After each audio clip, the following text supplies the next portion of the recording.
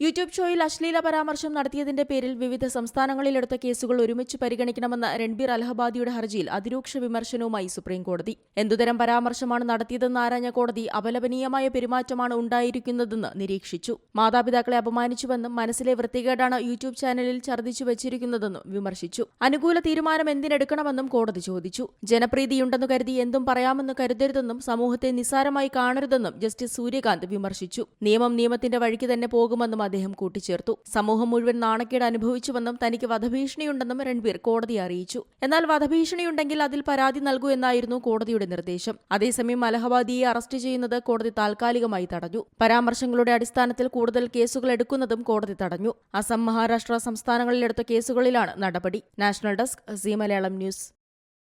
ഏറ്റവും പുതിയ വാർത്തകളും വിശേഷങ്ങളും വിരൽ തുമ്പിലറിയാൻ സീ മലയാളം ന്യൂസ് എല്ലാ ഡിജിറ്റൽ പ്ലാറ്റ്ഫോമുകളിലും ലഭ്യം.